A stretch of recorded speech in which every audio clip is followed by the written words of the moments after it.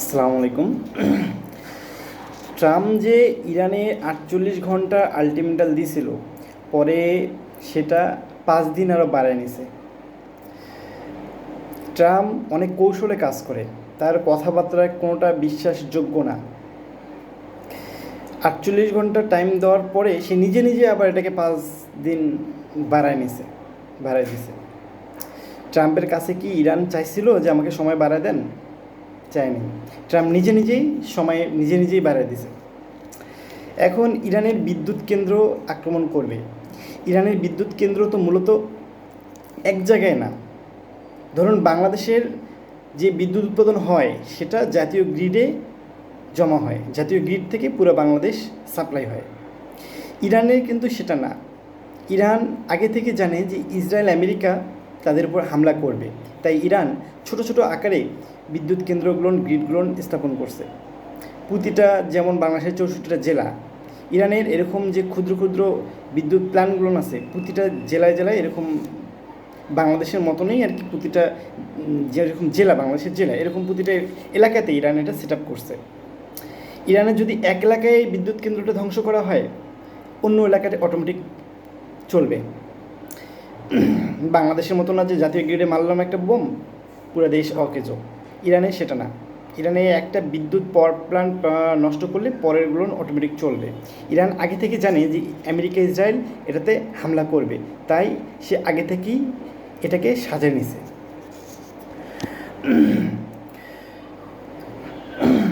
আচ্ছা, ইএমপি, আপনারা হয়তো বা ইএমপির নাম অনেকে শুনে থাকতে পারেন বা অনেকে জানেন না। এখন ট্রাম্প যে 5 দিন সময় বাড়ায় দিছে হরমুজ প্রণালী যাতে ইরান খোলা রাখে।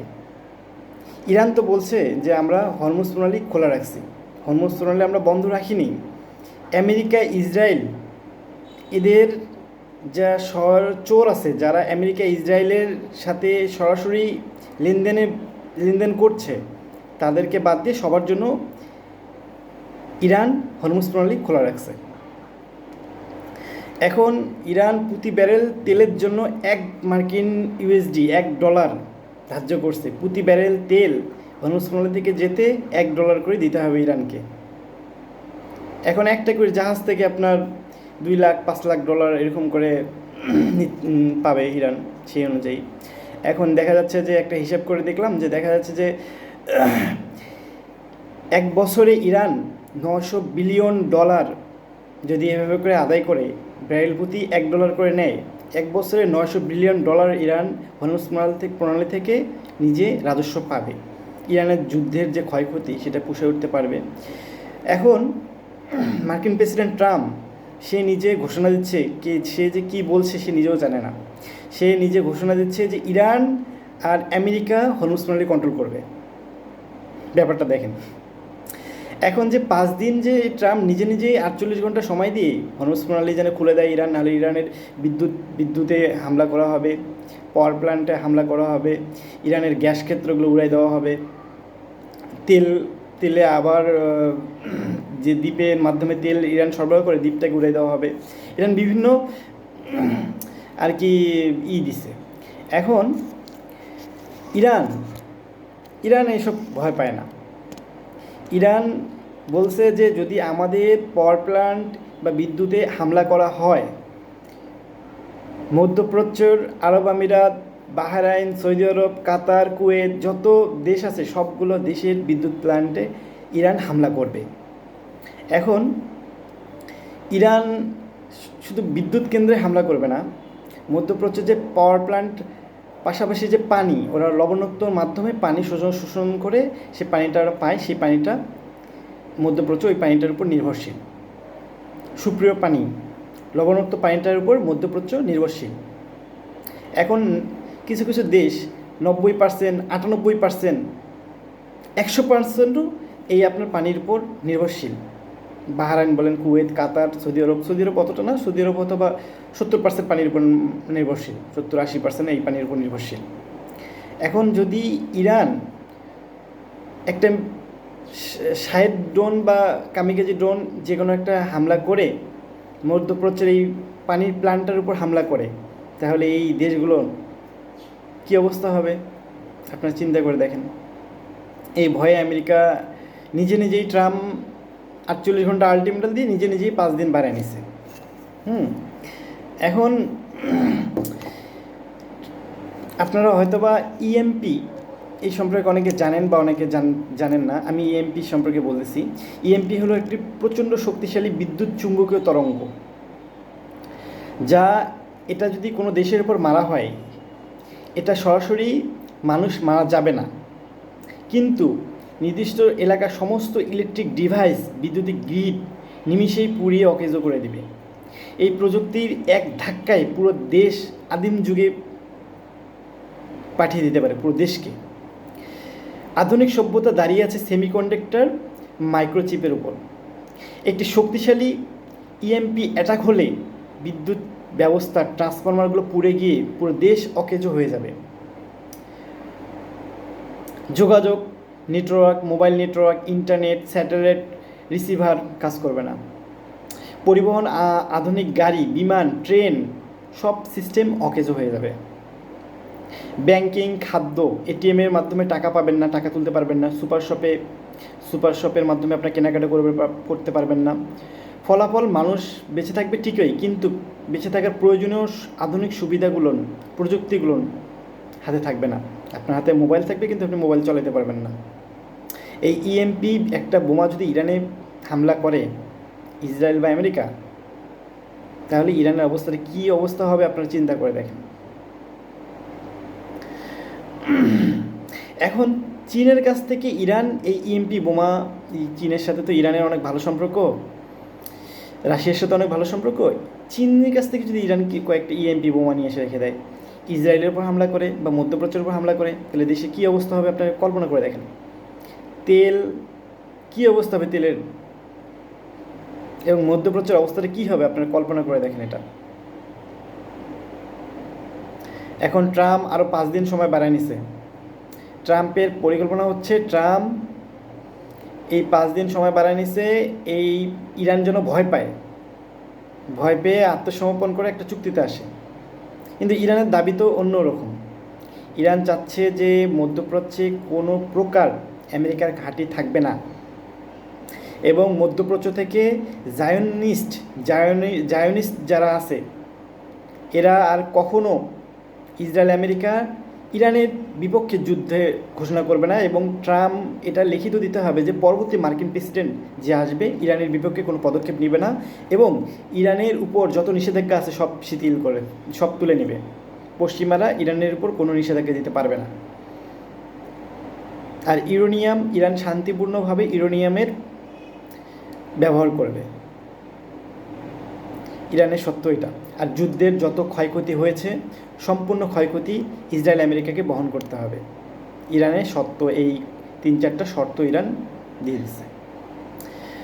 এখন যদি ইরান সবগুলো সত্য যদি আমেরিকা মাইনা নেয়, যুদ্ধের ক্ষয়ক্ষতি যদি সঠিকভাবে সে নাও দেয়, ইসরায়েল আমেরিকা যুদ্ধের, ইরান দাবি করছে যে $50 বিলিয়ন ইরানের ক্ষয়ক্ষতি হয়েছে এই যাবৎ।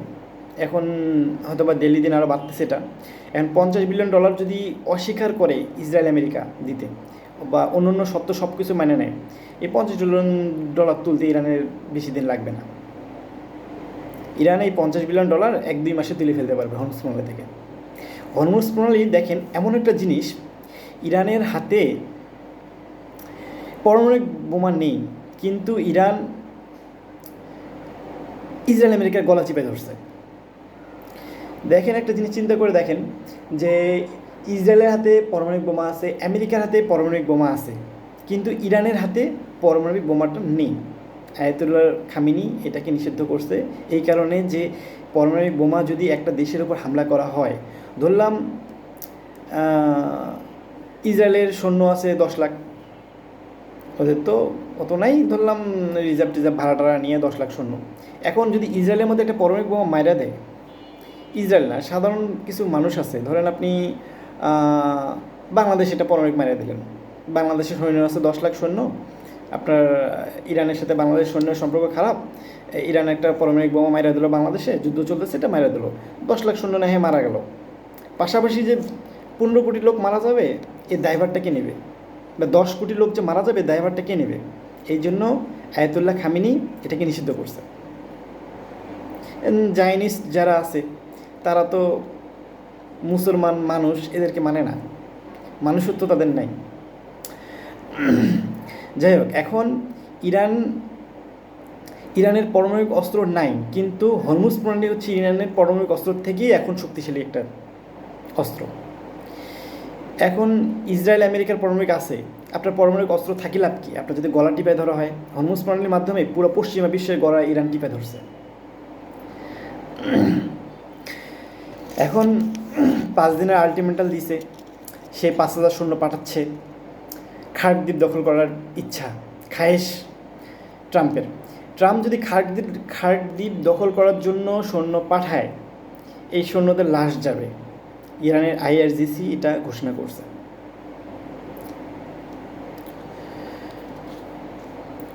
এখন ইরান, এই আমেরিকা যে ট্রাম্প কার্ড, যেমন কয়দিন আগে আপনারা দেখছেন ইউক্রেন রাশিয়ার যুদ্ধে ইউক্রেনের প্রেসিডেন্টকে ট্রাম্প নিজে বলছে যে তোমার কাছে তো ট্রাম্প কার্ড নেই, তোমার কাছে ট্রাম্প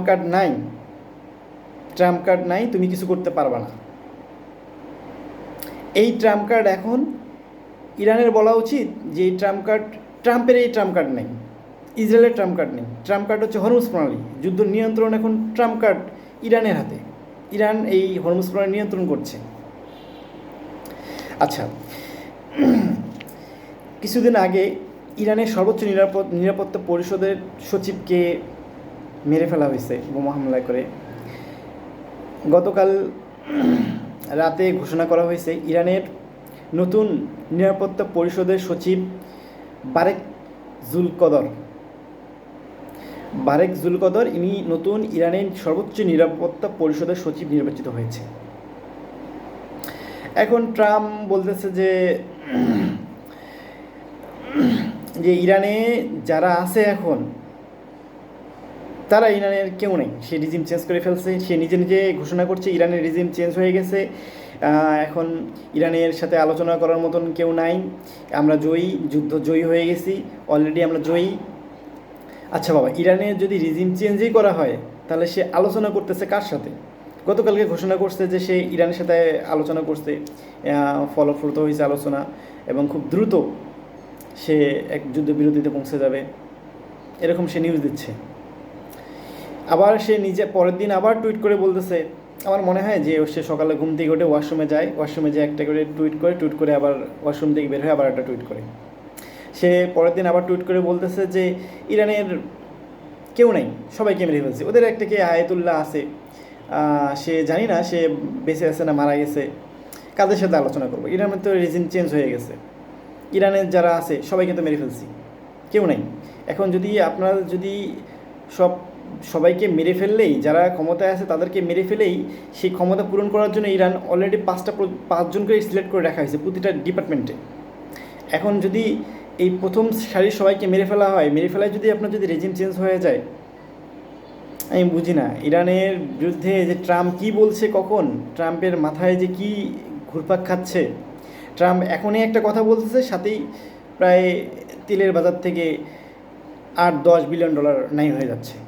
ট্রাম্পের একটা কথায় তেলের বাজার হাই হয়ে যাচ্ছে, আবার তেলের বাজার লো হয়ে যাচ্ছে।